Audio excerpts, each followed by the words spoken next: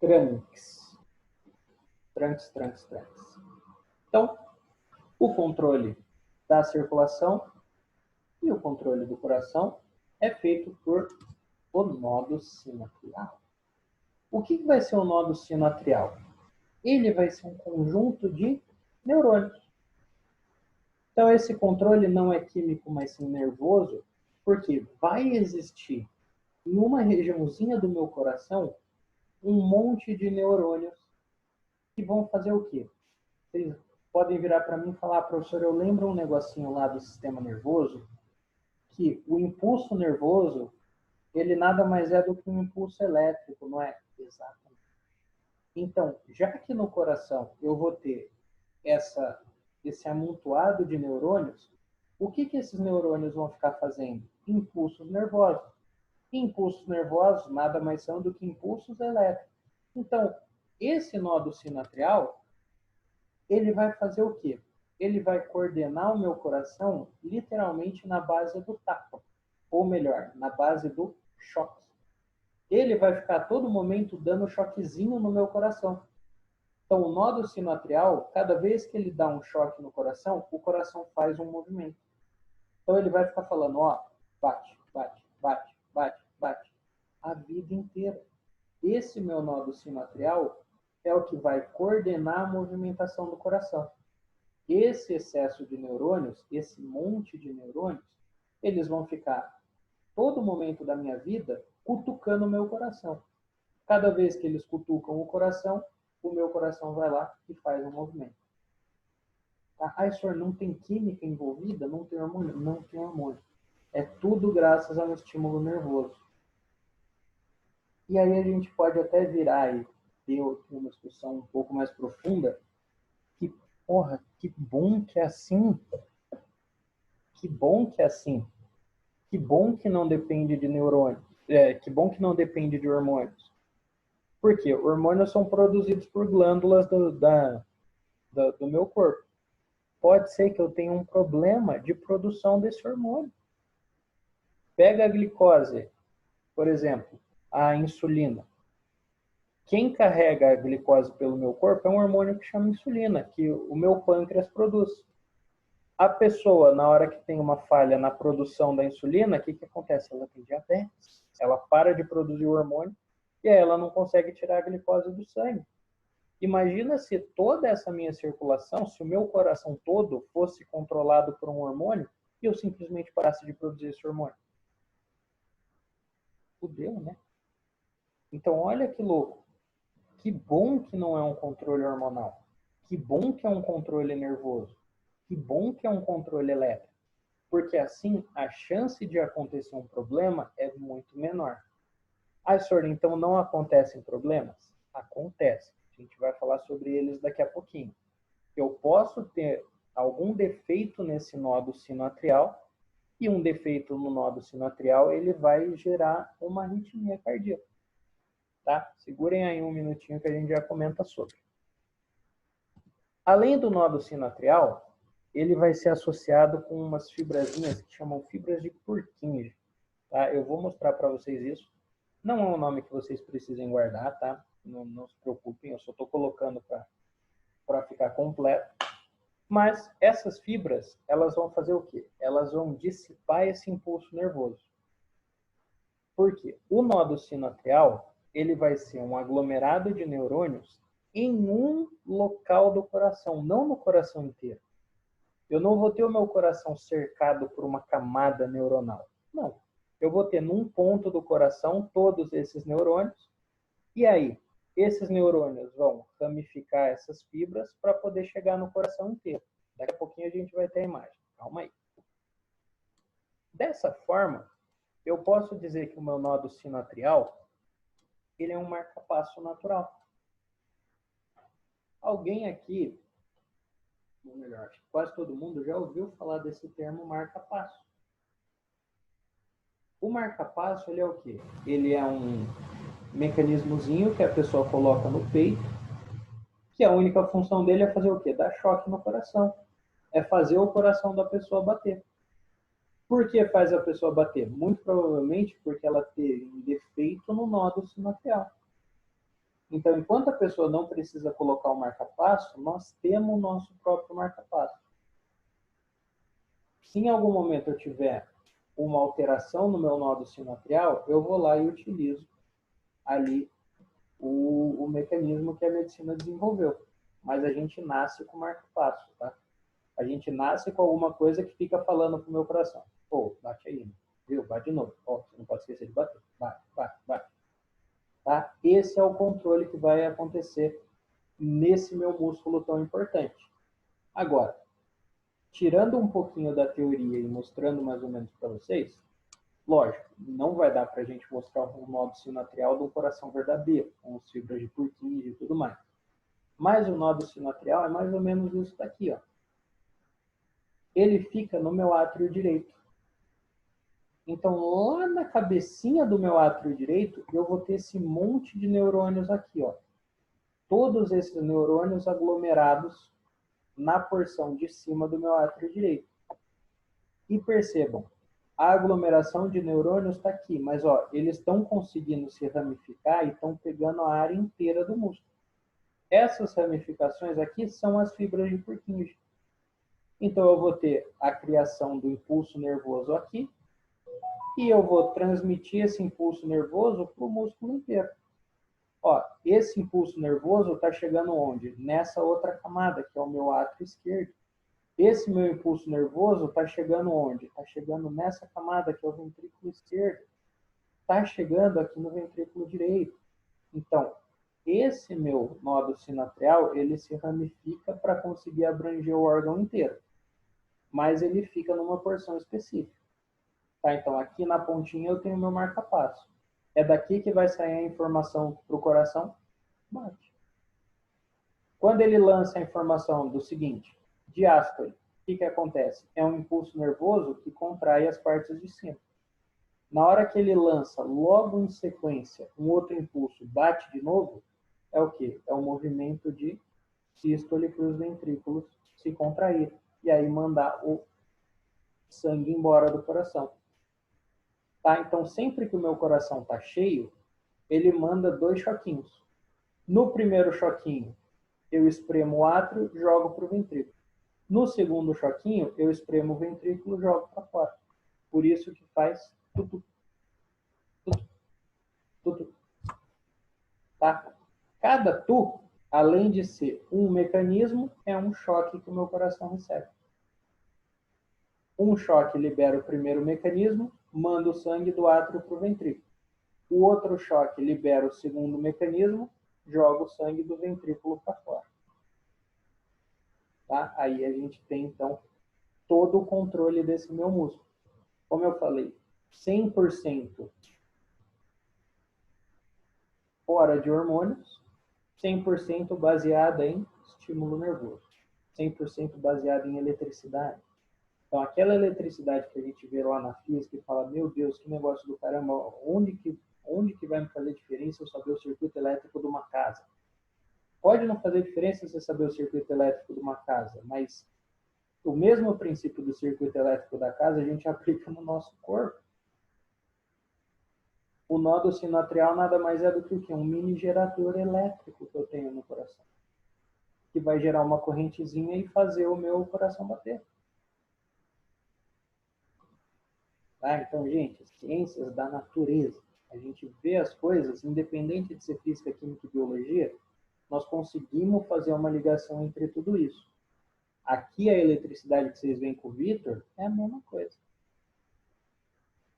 Tá? Aqueles mesmos princípios estão sendo aplicados na gente nesse exato momento. Tá? O controle da circulação, então, toda feita na base elétrica. Cada choquinho vai acontecer uma coisa comigo. Tudo bem? Feito todo esse meu processo, então meu sangue se encheu, meus átrios se encheram, passei para o ventrículo, do ventrículo foi para fora. Show de bola. Vamos ver como que isso vai funcionar, então, de um jeito certo. Deixa eu só abrir aqui o chat. Tranquilo, Pedro. Sem problema. Tchau, Pedro. Um abração. Tchau, gente. Boa aula para vocês. Bom final de semana, professor. Para você também, cara. Daqui a pouquinho eu mando o vídeo para vocês. Obrigadão. Vou estar aqui esperando. Obrigado. Tamo junto. Tchau, Até tchau. mais. Bom, e aqui a gente tem aquele videozinho que vai mostrar o funcionamento do nosso heart.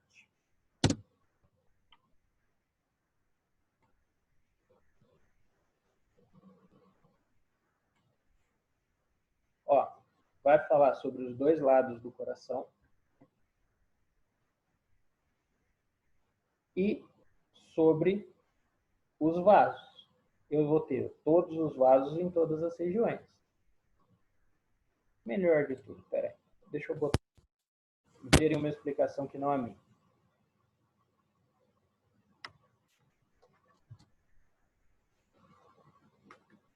Oxi.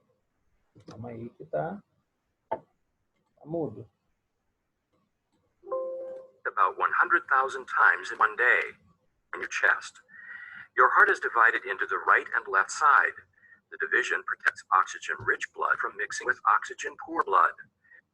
Together, your heart and blood vessels comprise your cardiovascular system, which circulates blood and oxygen around your body.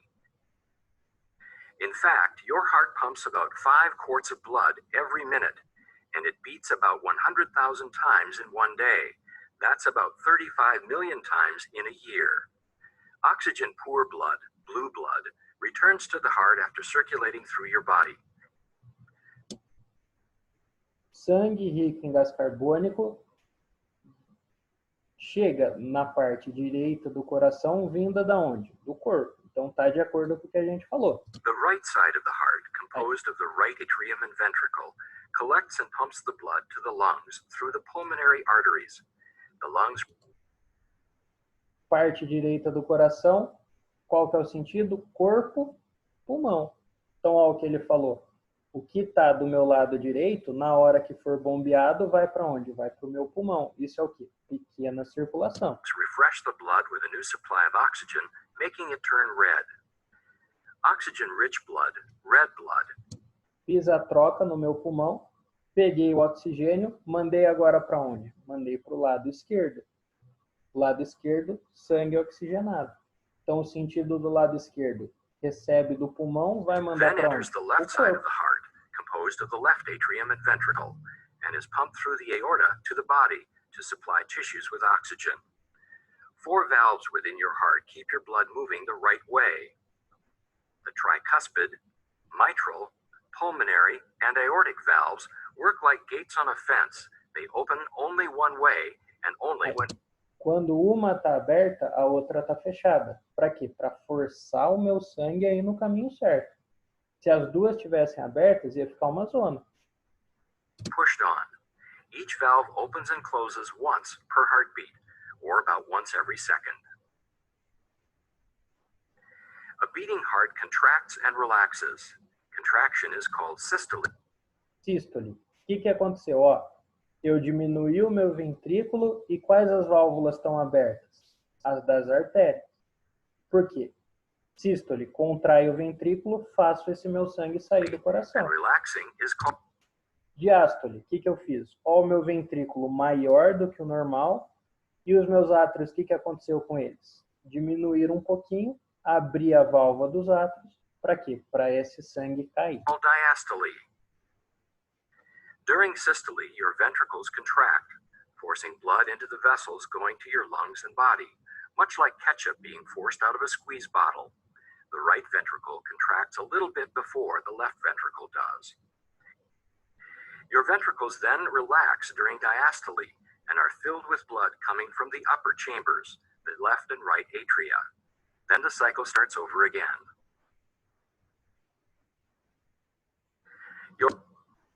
Aí. Assim, então, que vai funcionar o de sístoles e diástoles. Sempre enchendo e esvaziando, apertando, apertando, apertando, apertando. Diástole, sístole, choquinho, choquinho, choquinho, choquinho. Tá? Assim que eu vou ficar funcionando a todo momento. Vamos voltar aqui para a nossa aula para fazer as considerações finais e falar sobre algumas coisas que são interessantes a respeito disso. A fisiologia, pessoas, acabou aqui. A nossa ideia era entender como funcionava a circulação das coisas. Beleza, agora a gente sabe. Então, obtive tudo que eu precisava obter e consegui mandar tudo que eu precisava mandar para o seu devido lugar. Então, a fisiologia é isso. Como que é a fisiologia da circulação? Eu vou bombear as coisas através do meu coração. Na porção direita, vai para o pulmão. Na porção esquerda, vai para o corpo. Tudo isso controlado por quê? Choques do nodo sinoatrial. A respeito da circulação, a gente pode levar para algumas outras áreas e falar da pressão arterial. Vejam só, pressão arterial. O que é pressão? Volta a conversar com o tio da física. Volta a conversar com o Vitinho do SUS, que dá física para você. O que o Vitor fala? Pressão é força por área. Então, a pressão é o jeito que eu aplico uma força numa determinada área. A pressão arterial vai ser o quê? Vai ser a pressão com que o sangue passa na minha artéria. Ou seja, a força com que esse líquido está fazendo no meu vaso. Por que eu pego a pressão da artéria? Por que eu não pego a pressão da veia?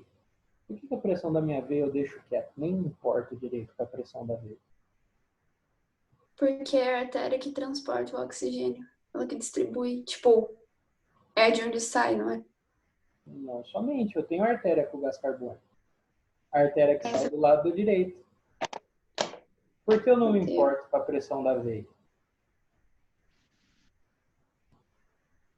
Porque o sangue da veia... Porque a veia entra, não é? Porque quem tá fazendo essa pressão é o coração. E quem tá ali saindo do coração são as artérias. É. Onde que o meu sangue vai ter mais força? Quando ele chega do coração ou quando ele sai? Ele sai. Quando sai. Porque para o sangue sair do coração, o que precisa acontecer? Eu preciso contrair os meus dois ventrículos. Eu só faço força para o sangue sair do coração, não para ele entrar. Então, a circulação da veia, ela é uma coisa natural. Beleza. A da artéria, ela é natural, só que o empurrão acontece onde?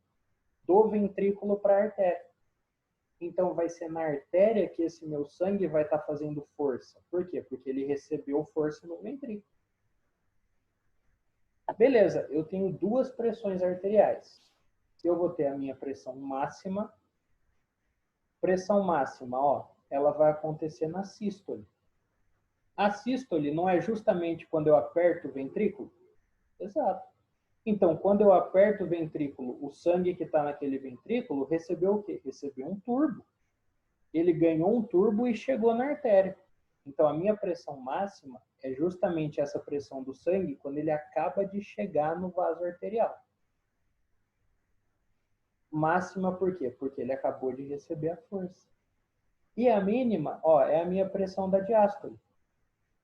A minha pressão da diástole, o que acontece? É a contração do átrio. Então, aquele sangue que está na artéria já vai ser um sangue com uma forcinha menor. Porque já vai ser um tempo depois que ele recebeu o boost e antes dele receber o próximo.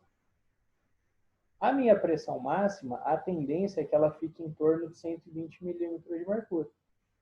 Vocês veem em física e em química também que eu posso medir pressão de alguns jeitos, né? A gente tem a atmosfera, a gente tem o Pascal e a gente tem os milímetros de mercúrio. No sangue, a gente usa os milímetros de mercúrio. Então, a pressão que a minha artéria recebe durante a sístole, ela gira em torno de 120 milímetros de mercúrio. Ou, cortando esse zero, a gente fala 12. A minha pressão mínima, ou seja, quando o meu átrio está contraído, eu vou ter uma força na artéria em torno de 80 milímetros de mercúrio. Ou a gente corta o zero e fala 8. Por isso que a pressão, entre aspas, ideal é uma pessoa de 12 por 8. Quer dizer que na sístole, a artéria dela sofre uma pressão de 120 e na diástole, a artéria dela sofre uma pressão de 80. A respeito da pressão arterial, a gente só precisa ficar atento com algumas coisas. Esse 12 por 8 é um número bonitinho, é um número quase que da Disney. Mas, professor, a minha pressão ela é, sei lá, 11 por 8. Meu Deus, se não é 12, eu tô... Não, calma. E a minha pressão, ela é, sei lá, 13 por 9. Calma, também não vamos deixar levar por um número arredondado. Se a sua pressão tiver entre 11 e 13, tá bom. Tá certo? Isso não vai te acarretar muitos problemas. O problema para você vai ser se, por exemplo, você tiver uma pressão de 15, uma pressão máxima de 15, se a sua pressão for alta. E aí eu vou pedir para vocês guardarem essa informação para a nossa próxima aula. A pressão alta quer dizer que o meu sangue vai correr mais forte no vaso, e isso vai prejudicar a minha excreção, que é a nossa aula da semana que vem. A gente já vai ver o porquê disso. Professor, eu tenho pressão baixa. Não tem problema. Tá? Todo mundo que vai no médico e que tem pressão baixa, o médico fala a mesma coisa. A baixa não é problema. Se você tiver uma pressão mais baixa do que o normal, o máximo que vai acontecer é o seu sangue circular um pouco mais devagar.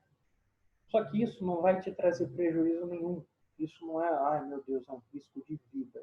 Professor, e quem tem pressão baixa e fica falando que, tipo, dá tontura e tudo mais, isso tem alguma coisa a ver, tipo? Tem. Pelo fato da pressão ser mais baixa, o sangue ele vai demorar um pouquinho mais para chegar nos locais. E aí a pessoa com pressão baixa, o que você pode perceber? Que ela é geralmente uma pessoa um pouquinho mais devagar. Não sei se vocês já pararam para reparar isso. A pessoa com a pressão baixa ela é um pouquinho mais devagar, um pouquinho mais tranquila, um pouquinho mais suave. Você fala, nossa, essa pessoa está quase parando. Isso é uma característica do quê? Desse sangue um pouquinho mais devagar. Demora para o nutriente chegar em todas as porções do corpo, mas chega. Essa pressão baixa não representa problema nenhum para a pessoa. Não é um risco de vida. A pressão alta, sim. Uma pressão muito alta, sim. Tá? E aí a gente vai ver o porquê um pouquinho mais na próxima aula. Além da pressão, a gente pode falar da arritmia. A arritmia cardíaca, eu sei que já deu horário, eu estou terminando, rapidinho. A gente só vai comentar mais duas coisinhas e aí vocês estão liberados. A arritmia olha só, nós acabamos de entender o ciclo cardíaco. Então isso é uma coisa rítmica. Tum-tum, tum-tum, tum-tum. Tudo que fuja desse padrão rítmico cai numa arritmia. Então, ao invés de ser tum-tum, é assim, tum-tum. Tum, tum. Aí volta. Tum, tum, tum, tum, tum, tum, tum, tum, tum. Olha só, eu não tenho mais o mesmo ritmo de sempre. Se eu não tenho mais o mesmo ritmo, se o meu coração não está coordenado da forma como ele deve estar, e você for no médico, ele vai lá te fazer um exame, vai te fazer um eletrocardiograma, vai ver a ritmicidade desses batimentos e vai falar, ó, você tem uma arritmia cardíaca aí. Tá? O seu coração ele não está batendo do jeito normal.